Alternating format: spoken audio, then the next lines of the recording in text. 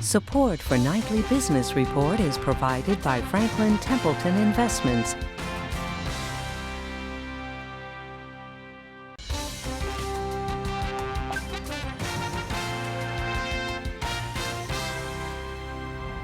Good evening and thanks for joining us tonight. Google shares taking flight after hours this evening, jumping over $30 per share, Susie. This after the web giant just crushed analyst estimates with the latest quarterly earnings.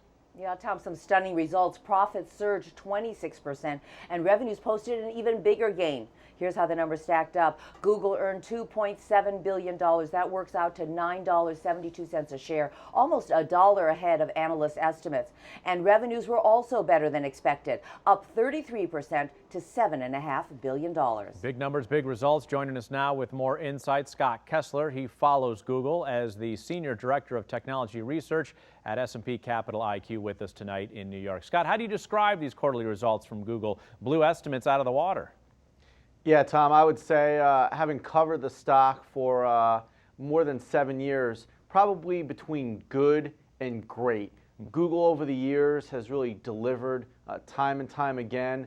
This quarter was no exception. What was surprising to us was the combination of accelerating revenue growth for the 4th straight quarter, as well as continuing improvement in margins reflecting well-controlled costs and expenses. That's a combination that I think investors seem to like after hours. I want to ask you about expenses because we did see a big increase in expenses. Lots of hiring still going on at Google, but it still owns 2/3 of the internet search market, according to the latest statistics. And tonight's report, Google is making even more money per click. 2/3 of the internet search market goes to Google. Is it going to continue to dominate web advertising? We see no reason, Tom, that Google won't continue to be the leader when it comes to not only search advertising, but they've started to frame up the significance of some of their non-search advertising businesses, whether you're talking about display advertising or in mobile. Google is making significant inroads there. It's one of the reasons we think they were able to outperform so dramatically in the 3rd quarter. In a big, big way. You mentioned cost control. This despite hiring almost 2,600 people, new employees in just the past 90 days. What about the long-term results of this kind of hiring trend that we've seen over the last several quarters? Thousands of new employees, lots of new spending.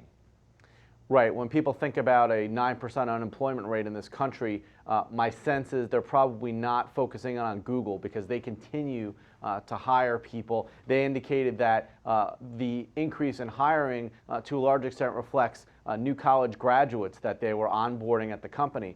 The reality is they have a number of new projects and new initiatives. All the while, however, they're reining in and actually closing some efforts that haven't worked out. So we expect the company to really try to strike this balance of growth and expenses, and they've been doing a good job of that over the last couple of quarters. You talk about new products, and Google's famous for new products, but still, 97% of its revenues in the past quarter came from advertising. This is still an advertising company. The Android smartphone software is #1 for smartphones with market share. When's this going to be a big part of its business, though?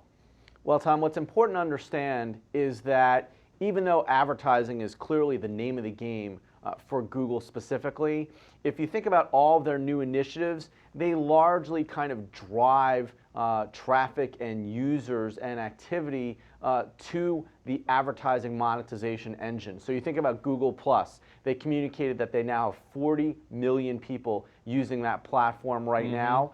And the thought is more users, more activity, and more advertising revenues eventually. That's kind of the business model. You talked about Android. That's a free operating system in the mobile world. It's going to drive advertising sales as well. Scott, just 15 seconds left. Google shares, nice bid up tonight, up by $30, still a triple-digit stock. Buy it or sell Google?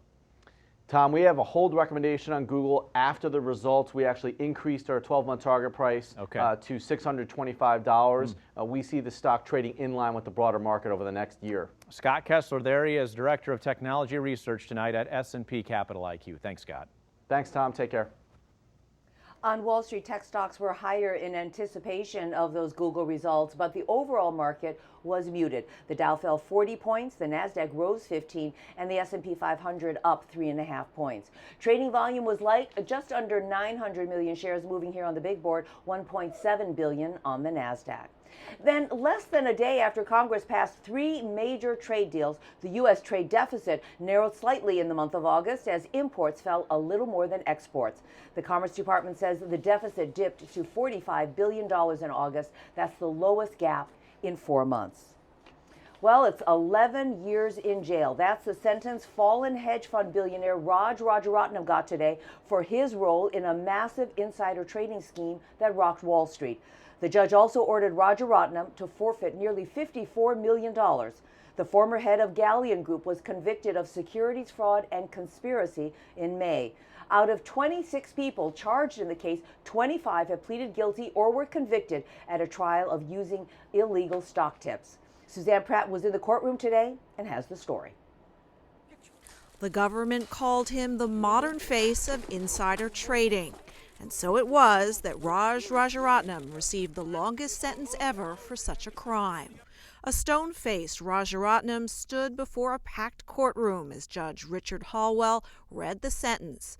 The 54-year-old Sri Lankan native declined to speak and did not testify during his 2-month trial. At 11 years, the sentence fell far short of the 2 decades the government wanted. Prosecutors argued Rajaratnam deserved a hefty penalty because it will impact the behavior of others in the future. Defense attorneys asked the judge to consider Rajaratnam's charitable deeds and poor health. The judge said those things were a factor in the lighter sentence, but added that insider trading is a virus in our culture that needs to be eradicated. Legal expert David Rosenfield said today's sentence will certainly help. 11 years has a great deterrent effect on future activities like this insider trading. When people see a sentence like that, they're going to think twice about doing this sort of thing. Rajaratnam was also fined $10 million today and ordered to begin serving his sentence on November 28th. His lawyers asked that he be sent to a prison in North Carolina. No doubt he'll be in good company. It is the same facility that Bernie Madoff is serving his life sentence. Suzanne Pratt, Nightly Business Report, New York. Still ahead tonight, the world's biggest automaker hopes to increase its business in the U.S. with a new bug. We kick the tires of the new VW Beetle with Volkswagen's top guy in America, Jonathan Browning. One of the world's biggest construction companies is seeing a pickup in infrastructure projects in the U.S. Skanska, the giant Swedish company, has been winning more projects in the U.S. over the past 6 months. It's a major contractor rebuilding the World Trade Center, the Brooklyn Bridge, and the New York subway system. I met with the president of Skanska's U.S. operations in the new subway tunnel the company is building 100 feet below New York's 2nd Avenue. As we continue our series, How to Fix the Economy, Mike McNally told me if President Obama's jobs bill goes through, it could create more projects like this one. It's $140 billion is a lot of money, but you got to understand we need significant investments in our infrastructure to keep us competitive in the world. Right now we spend 2% of our GDP in the U.S. on infrastructure costs. China spends 9%, Europe spends 5%. So it helps, but it's not a big help, to be honest with you. It's just not a lot in such a big industry. Mike, a lot of people are wondering, what is the economic benefit of these shovel-ready infrastructure projects? Do they really create long-term jobs, or is it a short-term fix? No, I think it's absolutely a long-term fix. Once we get our infrastructure right, I think you'll see the private sector surge. I mean, the stimulus itself of these jobs will help, obviously. And then those jobs will be over. But now you will have a country with a great infrastructure. You'll have people coming here to stay. You'll have businesses coming here to stay, because we're losing our competitive edge as a country because of our inferior, growing more and more inferior every day infrastructure. If you go to these big cities across Europe and even Asia and even Latin America now, you're seeing they're jumping ahead of us. You know, I was talking to Tom Friedman the other day about his book, That Used to Be Us, and he said that historically the key driver of America's economic success was its superior infrastructure, and now we don't have that competitive advantage. Can we restore our roads and rails and bridges? And if so, what will it take to do that? First of all, we just have to spend more money on it. It's as simple as that. And part of it has to be, no one wants to increase the gasoline tax, which again has been the same gasoline tax for 18 years, same 18.4 cents. That honestly needs to be increased, but no politician wants to do it because they're afraid they won't get voted in. And we should get the private sector to start to invest in this infrastructure. Public-private partnerships are a big part of what other countries are doing. They're doing a lot of it in Europe. We're doing a lot of it in Latin America. The UK is probably the leader. Canada's doing it, where they have private entities come in and spend their money building this infrastructure so the government's not going in debt. But don't you need the government to be the prime motivator? Yeah, I would say. I would say the government does need to take control of it. In the end, it is going to be their piece of infrastructure because it's not really private. Usually these are 20, 30, 50-year concessions, so they absolutely need to be involved. Everybody talks about China. It builds an entire rail system in a matter of months, and here we are in the New York subway system, and it's taking years and years. Why is it? Is it because of money, or is it because we don't have the right kind of workers? Oh, no. Believe me, it's not the workers. I mean, the workers in the U.S. are world-class, best in the world. We're an international company, and I can tell you there's nobody like the American trade craftsman. But what you have to understand, this is an old city, and this particular subway project, you're boring holes right through it. Some of those Chinese projects are greenfield projects, where you don't have to disturb the neighborhoods, where you're not driving right through the middle of all these utilities and things like that. So it's tough, and we also have more bureaucracy. We have more layers in terms of environmental and all kinds of bureaucracy that slow things down. So Mike, let's say everything goes well in Washington, we get some kind of jobs legislation. How many jobs will the U.S. construction industry create as a result of that? Wild guess, several 100,000 jobs could be created by investing more in our infrastructure, and that would put a big dent in our current situation. And you got to remember, 20% unemployment in the construction industry. A lot of those folks are collecting unemployment checks and would rather have jobs. Thank you, Mike. Thank you so much. Really great talking to you here in the New York subway system. Thank you. Great talking to you. Thanks.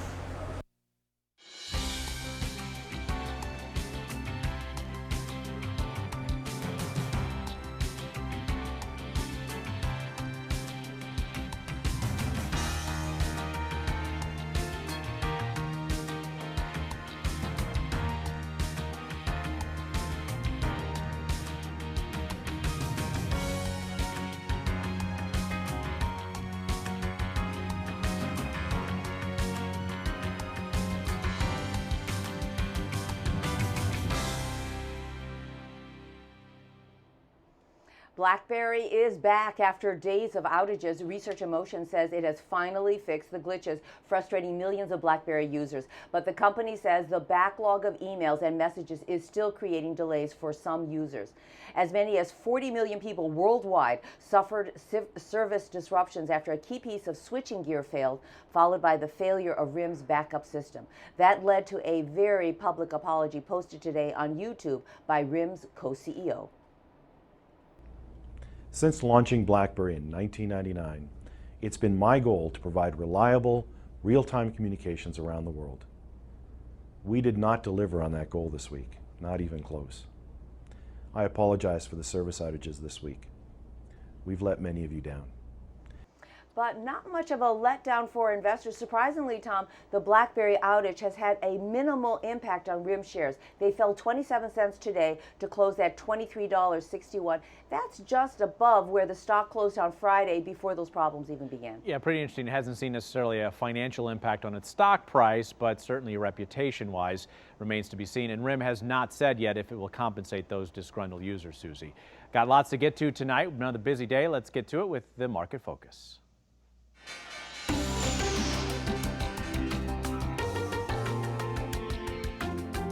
The pace of earnings season clearly is picking up. The major stock indices, though, ended the day mixed, as we mentioned earlier in the program. Tech stocks were the strongest area of the market even before the quarterly results we mentioned at the top of the program from Google. Here we've got the exchange-traded fund following the NASDAQ 100, up nicely today by about 1%. We're looking at just the past 90 sessions, and we're up 14% from the low that we had just last week, and now is only about 50 cents away from trumping this high that we've got back in July before the sell-off that we saw into the summertime.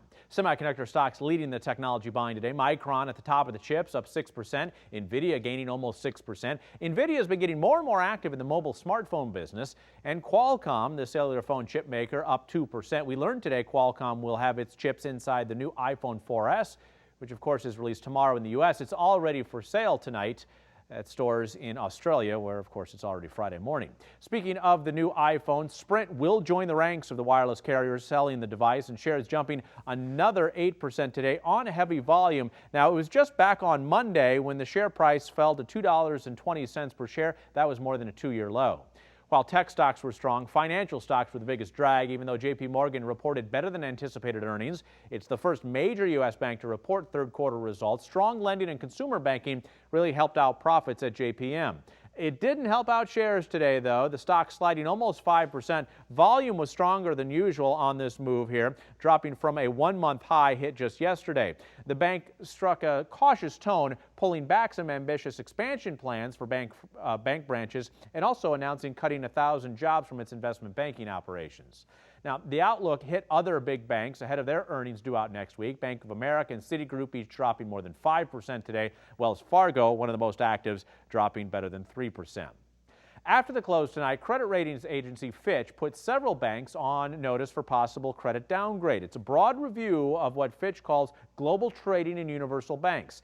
7 global banks, including Morgan Stanley and Goldman Sachs, were put on review for a possible downgrade to their credit ratings. 4 other European banks, meantime, had their credit standings already cut due to more regulations and new challenges for the global financial markets. Now, beyond banking, we saw some stocks of asset managers slide. Investment banking firm Macquarie cut its opinion on Legg Mason and affiliated managers, calling the stocks overvalued. Legg Mason fell almost 5%. Affiliated dropped better than 3%, down 3.5%. In the commodity markets now, the softs had it. Silver did not today. Coffee and sugar prices rallying more than 3% each at multi-week highs for both of those commodities. Silver, meantime, falling down below $32 an ounce, off by almost 3.5%. And that is tonight's Market Focus. The world's biggest automaker hopes the Oprah effect will help it pick up speed in America. Today, Volkswagen delivered hundreds of its iconic Beetles to audience members who attended an Oprah show. As Diane Estabrook reports, the marketing ploy is part of an overhaul VW hopes will bring in more buyers. One by one, Jonathan Browning, Volkswagen America president and CEO, handed over the keys to new Beetles to former guests of the Oprah Winfrey Show. The talk show queen gave away the cars to nearly 300 audience members during a program taped last year. Joan Burns was among 22 in the Chicago area picking up her bug today. I love it. I love it. I love it. I love it. Volkswagen hopes the boost it gets from Oprah will bump up sales of the iconic Beetle. The car came to the U.S. following the Second World War and developed a cult-like following in the 1960s. It was discontinued in the late 70s and reintroduced in 1998. Sales peaked shortly after that, but then began sliding. One of the things that would strike you if you're standing slightly further away is that the overall shape is less upright.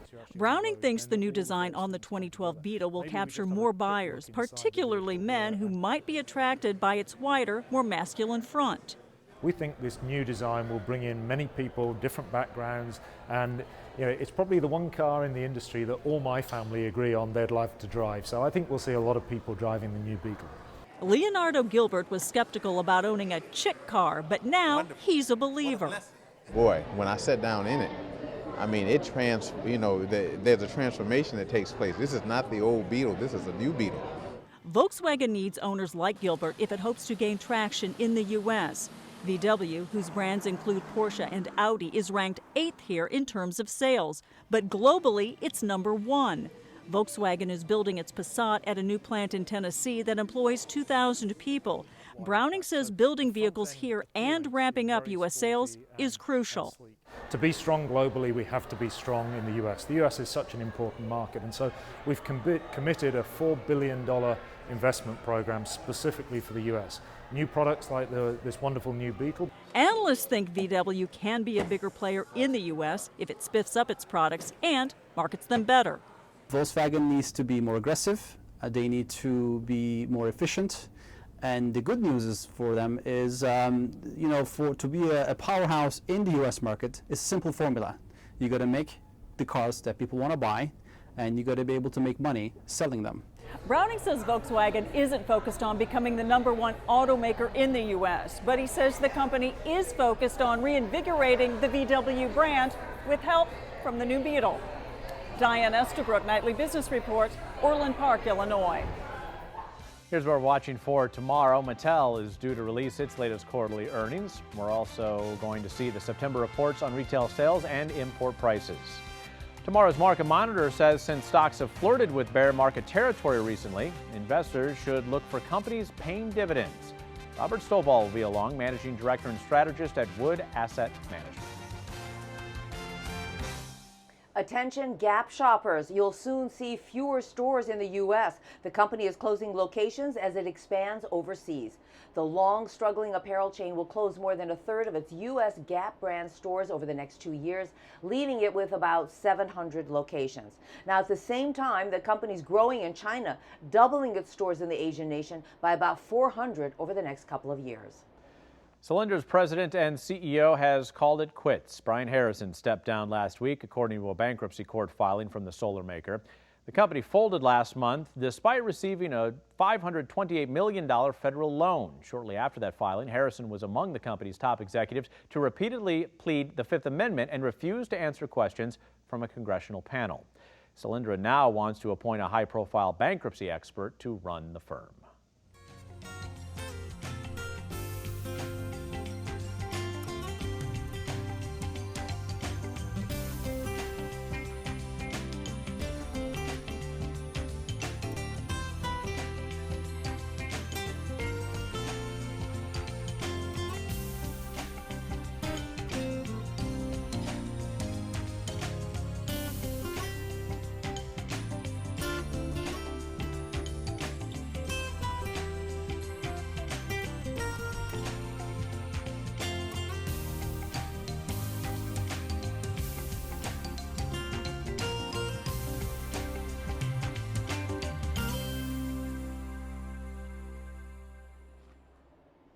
With hedge fund founders heading to jail and protesters challenging corporate America, tonight's commentator has some thoughts on restoring trust in America. Here's Jamie Meristois, President and CEO of the Lumina Foundation. With all of the recent talk about budget deficits and trade deficits, the deficit I'm most worried about is our national deficit of trust. Just look at the historically low levels of public trust in our political leaders, or the growing distrust in corporate integrity reflected in the Occupy Wall Street protests. No industry or sector is immune, even higher education. With tuition rates on a steady climb, and with scientific studies questioning how much students really learn, colleges and universities are now facing the same kind of critique. Let's be clear, for the U.S. to remain competitive, we'll need more college graduates. 2/3 of all jobs being created require education beyond high school. Yet today, less than 40% of Americans have a college degree. The nation's economic future depends on colleges and universities keeping the public's trust. They can do this by better serving adults, minorities, and other populations that have been underserved.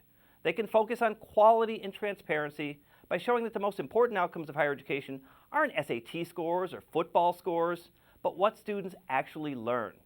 And they can use technology to deliver higher education at an affordable price to a lot more people. Now is the time for the higher education sector to show that our trust has been earned. The nation's economic and social future is riding on it. I'm Jamie Meristois. Let us know what you think about trust in higher education. We're online at NBR on PBS.org. You'll also find a lot of market data from the program, plus a lot more there on the website. Follow us at Twitter at BIZRPT, Hudson NBR, or on Facebook at BIZRPT. And finally tonight, a big gamble by DC Comics has paid off in a big way. The company rebooted its entire line of superhero titles last month, and the result has been huge. 5 million copies of its new comics have been sold since then, the highest sales numbers in more than 20 years. The most popular titles include Justice League, Superman, and Wonder Woman. And that doesn't include digital copies that are viewable on tablets like Apple's iPad. So Tom, along with new costumes and new stories, new technology like those tablets and smartphones, they're luring both new and lapsed comic fans. You don't want to put the silly putty on the iPad, though, for the comic to get that to peel off. Doesn't work that way. You still need the old school comic book for that. Only you would know that, Tom. That's Nightly Business Report for Thursday, October 13th. I'm Susie Garrow. Good night, everyone. Good night to you too, Tom. Have a wonderful evening, Susie. I'm Tom Hudson. Thanks for joining us tonight. We'll see you right back here tomorrow evening.